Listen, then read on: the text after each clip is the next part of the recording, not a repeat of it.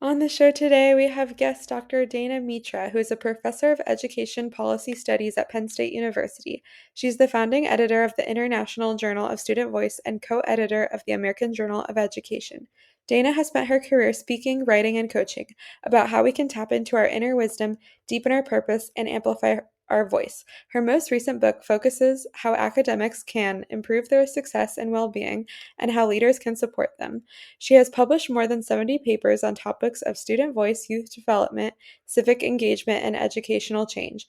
Previous books include Civic Education in the Elementary Grades, Student Voice in School Reform, Educational Change, and the Political Process. Dana is also a certified faculty coach who helps others to deepen their purpose by identifying the unspoken rules that are causing clients to feel stuck, rules within their minds and rules within their workplace. She also coaches on technical support, on academic writing, academic job searching, and salary negotiation. Get ready for an exciting episode. I'm educational justice coach Lindsay Lyons, and here on the Time for Teachership podcast, we learn how to inspire educational innovation for racial and gender justice, design curricula grounded in student voice, and build capacity for shared leadership. I'm a former teacher leader turned instructional coach. I'm striving to live a life full of learning, running, baking, traveling, and parenting because we can be rockstar educators and be full human beings. If you're a principal, assistant superintendent, curriculum director, instructional coach, or teacher who enjoys nerding out about co-created curriculum with students, I made this show for you. Here we go. Dr. Dana Mitra, welcome to the Time for Teachership podcast. Thanks for having me. I'm really excited for this conversation. Listeners know I've cited you many times in my written work and my verbal stuff on the podcast, but I think aside from your kind of professional bio, is there anything you want people to know about or keep in mind as we jump into our conversation, whether it's like you as a whole human or something you've been working on recently? What should we know? I think one of the things I've really tried to do in recent years is to think about ways that this work can apply in clinical and related settings. So about 12, 15 years ago, I became a certified coach.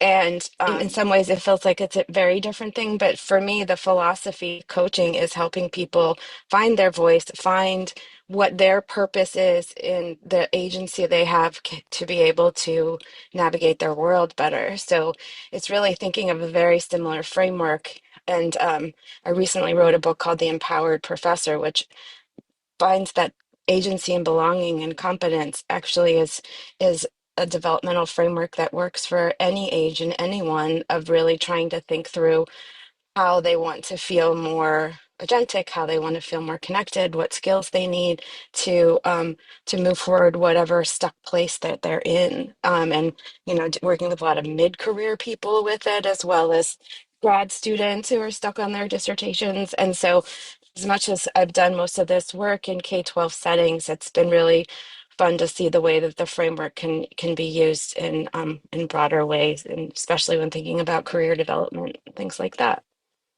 That is a fascinating evolution. That's such a good point Yeah. that like those components are so necessary for all humans, regardless of age. So that's super cool.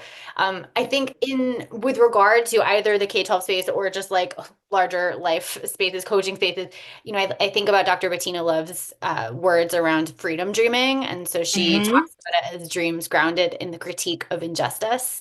And so considering like just all of the pieces of the world that are unjust, what is kind of that dream you hold again, either for the education space, what's a freedom dream you have there, or in your work now more broadly? Oh gosh, I mean, we're recording this just at the beginning of the Trump administration, when there's so much uncertainty about so many things that it I feel so ungrounded right now about what reality is and what's possible. So, a few months ago, it would have been really thinking about ways that voice and could really have strong ties to an equity mindset of making sure that the most disadvantaged and the folks who are facing the greatest struggles are at the center of change efforts, and that I still believe that. But wow, the context surrounding that of what is possible are really changing right now. And I don't think any of us really know how to make sense of it. Yeah, it's such an important like contextualization for our conversation, given that like the world often, right, in K-12 education particularly, I think often there is this pull towards like this mythical neutrality or like staying out of politics or staying out of whatever's happening in the world, right? In the world, Mhm. like things are happening and kids are more connected than ever to what is happening. And so I think that the idea of student voice, at least in my experience in teaching high school, was so central to just making those connections and inviting Mhm. students to, have that agency to share, to think about action steps, to think about collective action at a school level, even or a classroom level, whatever feels possible and doable. I also know that there's a lot of teachers who, whenever we talk about a pedagogy or an invitation for more student voice, have a hesitation, right? And there's just kind of this, oh, that's not how I was taught, or that's like a, Mhm. a thing that feels wildly different and almost impossible to like hand over control to students. Like this is in my coaching, a lot of times what comes up as like a hesitancy. Mhm. And I'm curious, what's kind of the either advice you give to teachers who might be in that space or kind of a mindset shift that you've seen be really effective for teachers to kind of unlock that student voice pedagogy? Yeah, I teach teachers or pre-service teachers at Penn State, and even before that, they're required to take a course in politics and policy with me, and less so than even 10 years ago, and certainly since the pandemic. But I would get questions of like, why do I need to learn this? I want to be in my classroom. I don't want to work in politics, and just trying to show them the ways that any political question or any social change that we want to have, we often start first at schools, including ice raids and removing students right now. Um, so showing them that any social issue is going to show up in terms of things they're expected to do or engaged in. But things are so immediate in the past few years, I have to make that argument less around whether it be masking or and now with immigration. Um, I think one of the most important things that I tried in the second level is to help understand that teacher voice and student voice build upon one another. Um, it, it's very rare for there to be ability for students to have agency and belonging if teachers don't feel that first. And 95% of the time, the concerns that students have, if you get under the hood, under the questions, are shared concerns that can be worked on together because both groups have the same interests and well-being at heart. So systemic issues of equity and resources and power. It's not a zero-sum game of teachers ever handing over power. It's finding the unique contributions and the perspectives that students can give to a situation to allow a more ready conversation and ways that alliances can be formed. It's in the world of human development and agriculture, actually studying like nonprofit organizations, 4-H, things like that, they use the term youth adult partnership. And I think that's really a helpful concept to think about, that there is a partnership and both, and it does involve power sharing, but it's all about the unique skills and assets that each group can bring, and thinking about those unique funds of knowledge, resources that are there, and how they can be a synergy to move towards excellence. Even at like the state level of Oregon and Kentucky are some wonderful examples of ways that legislators have partnered with students, because students are just so much more articulate, and the media appreciate them more, that issues that students are really excited about, if they can help students to be a part of hearings, a part of press conferences, in a way that students are not co-opted but very much partners. It can be a really powerful way to move change in places where change is really not happening right now.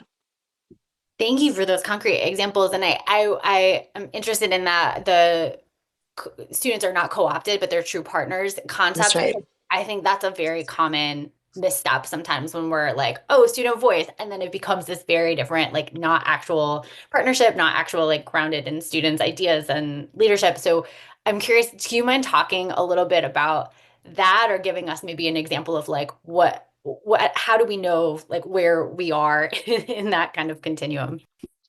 Indeed. And I think again, the leadership from Kentucky has done some really wonderful thinking about both what are ways that change can be impacted, but also in thinking about what are ways that that adults and people in power try to suppress student voice. And so Andrew Brennan and Zachariah Sippy worked with Jerusha Connor recently in a publication that talks about 5 tactics to suppress student voice that they've experienced from the Kentucky legislature, from trivialization, which is minimizing and concerns, dismissal, which is not recognizing, tokenization, which is allowing students in but not really, um, and uh, and then there's derailment and exclusion.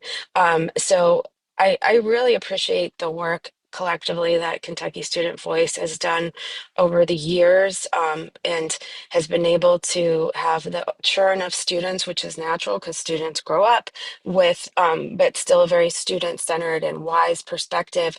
They've been able to make real great gains, but because they're increasingly powerful or like known that they can do these things, they're also viewed as a threat by folks who would not want to see that happen. So at the same time that they're learning and becoming more sophisticated as to ways to build partnerships with legislature, they're also there are legislators who are not wanting students' voices to be heard, who view them as a threat to traditional ways of thinking. So they've gotten more on both sides of that, successes, but also real blowback. Thank you for sharing that. I didn't know of that recent research, so that's really exciting Yeah, about like naming the 5 tactics, not exciting in practice of what is happening. right. I do see that sometimes even in the microcosm of like the school, the just administrators fearing change or, kind of suppressing student voice in that way, even when we're trying to make a change at like how we organize classes or, something that's affecting student learning directly in the school community. And so I think this is valuable for policy level and class level for teachers who are listening and leaders who are listening. I'm curious about so one of the places that my research went was like what are the mechanisms to help support student voice and thinking about your student voice pyramid, like really how to support kind of the top tiers of student voice. So we're not just like listening to students, but we're truly partnering with and inviting students to lead. And so I know you talked about youth adult partnerships. You've written about like youth participatory action research. There's like a bunch of different, I think, things that might feel Mhm. big. Similar. Yeah, big. Yeah, it's yeah, similar and big. And I'm curious to know for maybe like a newer teacher or a teacher who's new to this work, what would be your recommendation of like where do you kind of get started or what are some actions you can take to think about how you might kind of build that capacity in your school environment? Yeah, I think I can also have you link to the podcast an infographic that I've created on ways to support student voice that might be useful to teachers. Um, I think first and foremost, what we've learned is the importance of not doing it, trying to go alone, but finding a nonprofit, an organization that can help support them. I did some work on some student voice initiatives in different schools once and went back a few years later to see which ones sustained, and they were all organizations. They had some partnership outside of the school because so much happens in a school and there's so many different pressures that are not student forward, that having a nonprofit or some sort of organization, rarely and sometimes it's a district or an intermediary unit that really believes in this, but usually it's in the United States it's a nonprofit who has this as their mission so they can keep steadfast while teachers are struggling with that, and there's a lot of wonderful organizations out there to work with, so I think having that partner and not having to figure it all out themselves and get resources and support, and relatedly it's teachers and all adults and all students need some sort of support and training.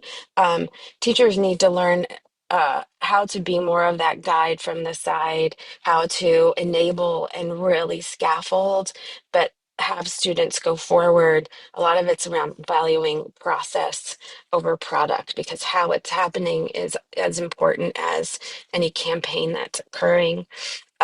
The student side, they need a lot of learning about how schools work, how policy processes work, um, and getting training on how to use certain words when speaking in front of adults that adults prefer to hear, code switching, those kind of things. So there's training needed on both sides. There's also a lot of interesting attention that can be paid to, especially in the very beginning, just the physical setup of like, where are you as an adult sitting? Where are students sitting? Is the space in a circle? I even went to a, a hearing in India where the students were standing and the politicians were sitting on the ground, which is more common in India. I don't think that would happen in the United States, but I could see like a lecture platform with people in chairs, very intentional to try to disrupt some of the assumptions as to who has the authority in a space. Um, and just not just that students are being listened to, but who are you talking to? So if you're really concerned about failing ninth graders, then that's who you're working with. Um, Oftentimes the leaders in the school, the student council kids, whoever, and I was one of them, but school worked for me. I thought more like an adult.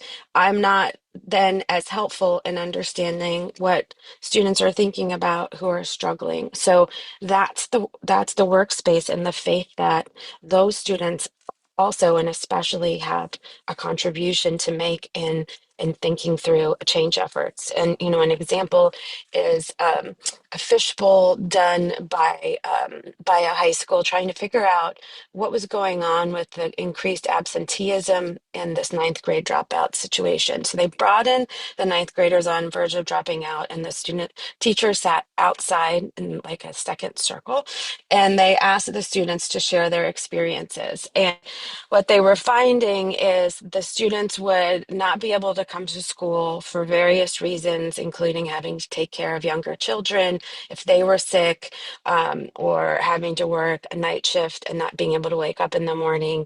But then when they would come to school, feeling shame and a lot of anger expressed towards them for not coming, and not really a curiosity as to what was going on, which reinforced their reluctance to come further. So it became a spiral. So instead of looking at like what are the broader structures that are making it difficult for this student to get there, and wow, like the research post-pandemic is that these issues of absenteeism have really increased and stayed at a higher level and not declined.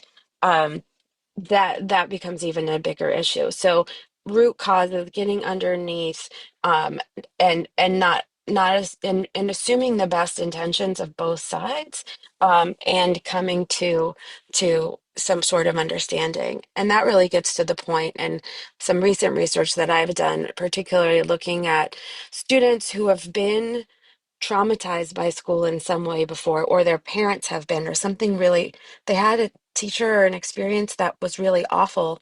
Once that happens, and usually that has happened to students from students by the time they get to middle or high school, then there's this trust has to happen first. Like the rebuilding has to be at the first point of any effort. And research around trust rebuilding says that there's kind of this dance that people do, including students, traumatized students, of can I trust you? And there's often even a testing of a small acting out or something to see like how are they going to behave if something happens? Are they going to be curious? Are they going to be compassionate? Are they going to treat me like I'm not a human being? So that testing is like part of like a ritual and a culture of trying to figure out what that's going to look like. And only once that is moved through is partnership actually possible. So that building of trust needs to be very forefront in minds of both a caring, also a willingness of adults to be vulnerable, to share themselves as more than just a particular role, and see students as more than just the student role, that they have all these other responsibilities and roles that they play. So that holistic viewing is really at the center of how trust is built. And without that, um, that that student voice is very hard, either in classrooms or schools, and it's going to take longer in places where students have experienced greater alienation and their families have experienced greater alienation from previous school experiences. Hi, this is Leah popping in to share the free resource from this episode, the Student Voice Toolkit. You can find it at the blog post for this episode, www.lindsaybethlyons.com/213. Now back to the show. Wow, I'm so glad that you took us there because I think that is what a lot of people, a lot of people are have experienced. And also I think about you're naming like, marginalized populations and things like thinking about students with interrupted formal education or students with like bad school experiences, students who are multilingual, who have just immigrated, Mhm. who are in the larger context of the United States right now, even if your teacher is lovely, like there's so many factors that are like, we need to make sure. And of course, individuals need to make sure that they're like testing the space and making sure it's like psychologically safe. I think that makes total sense to be able to like focus there. I'm curious, you just kind of named a bunch of challenges that like people kind of have to overcome. Are there any other challenges that you have seen in the student voice space that you want to kind of name and like make sure people know about and maybe know how to like address that if it comes up?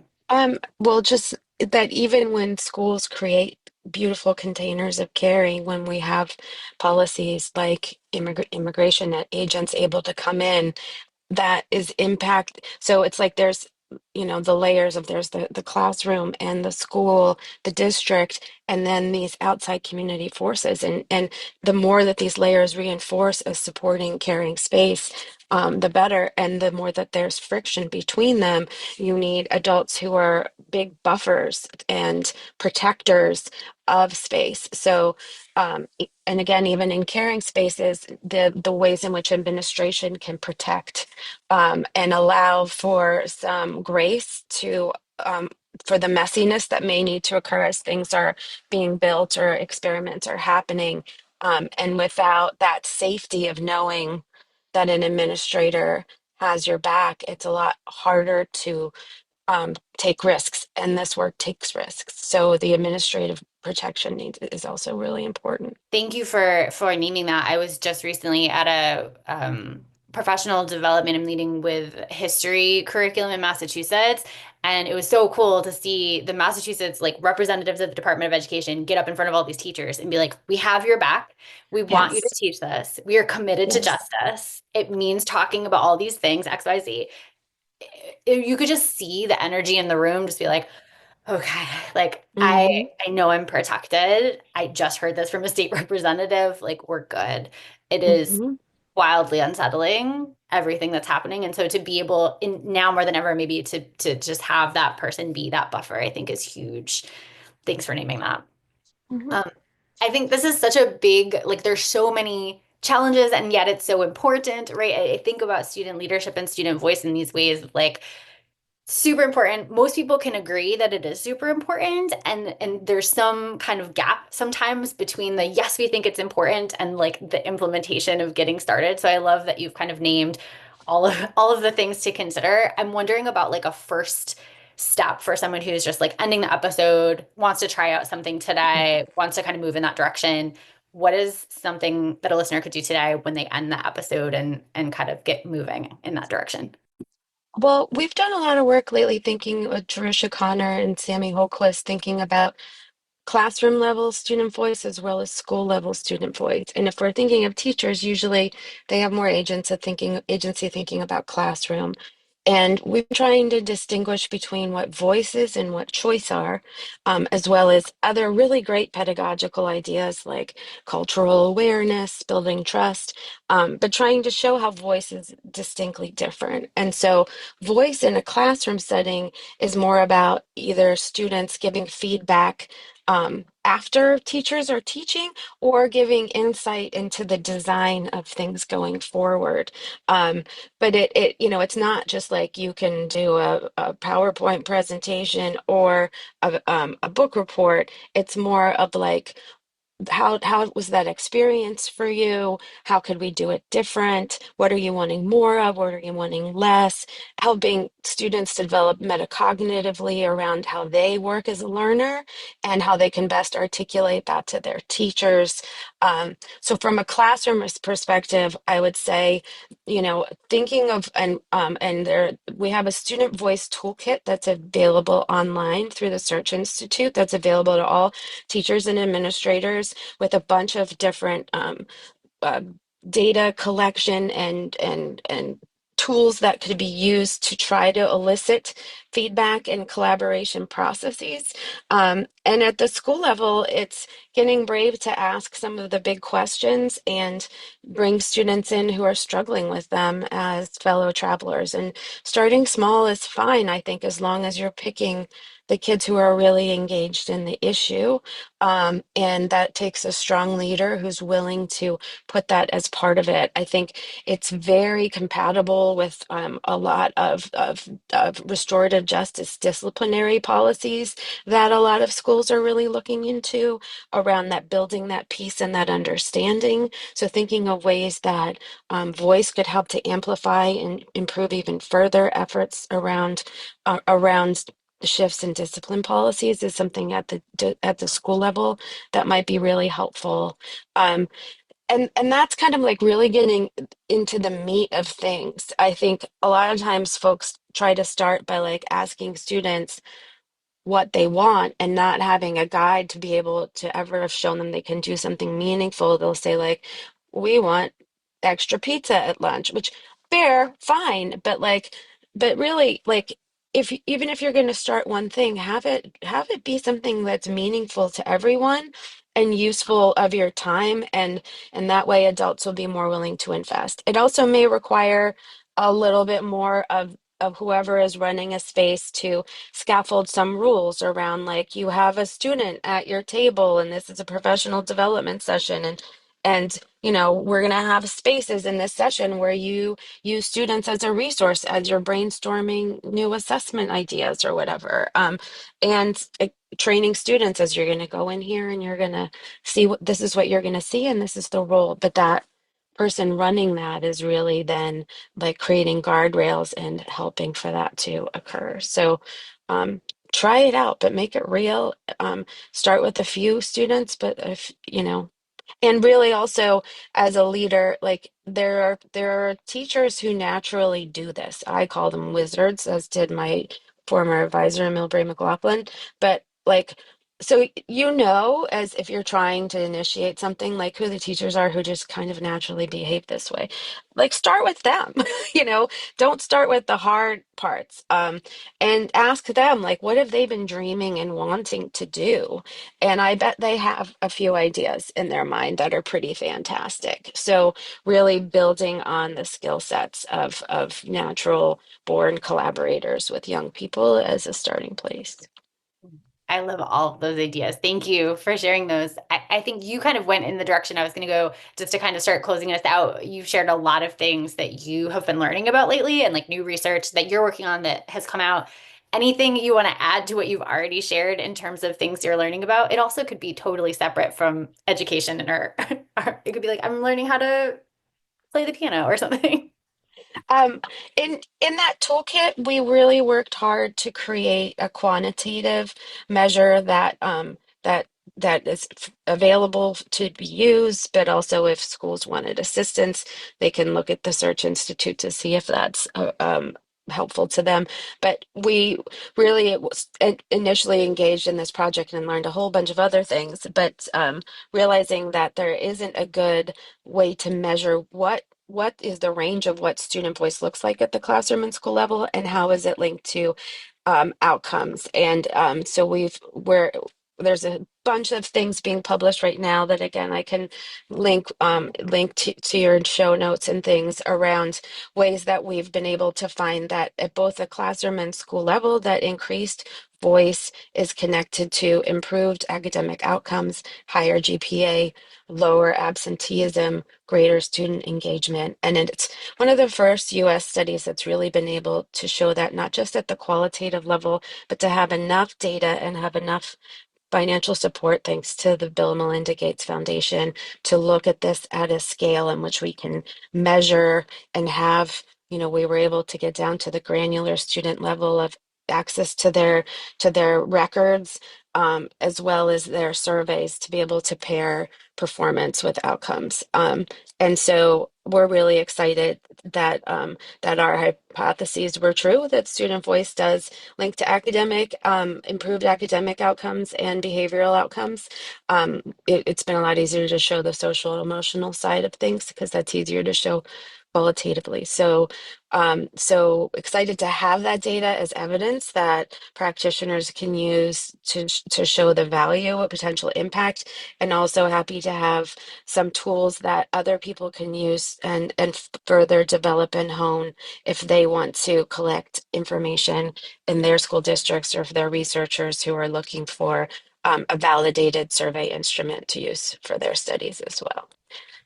Wow. Okay. I am really excited and nerding out right now because my dissertation was looking at like I did kind of a mixed methods developing a survey around student voice because I was like, yeah, there's such a need for this here. And so Yeah. that's so cool that you guys were doing such a massive scale study because, it's hard to do that work. So hard. So I was important. trying to do it for 20 years and I had given up because foundations and government have their own visions for what they're looking for when they're funding.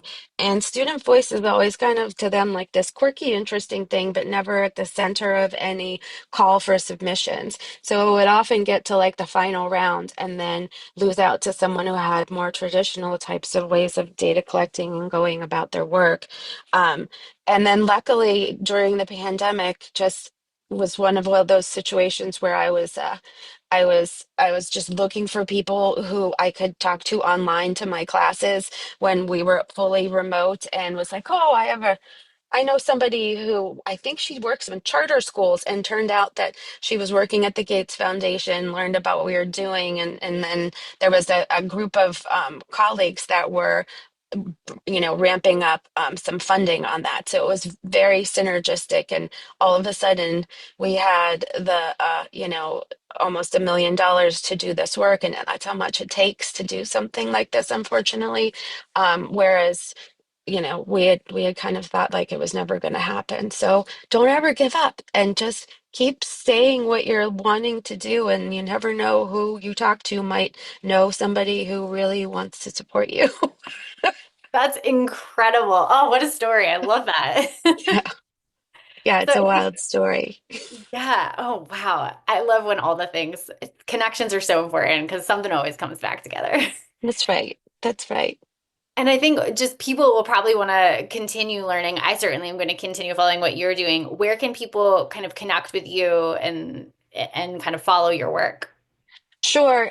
You can find my research as well as my coaching work at danamitra.net.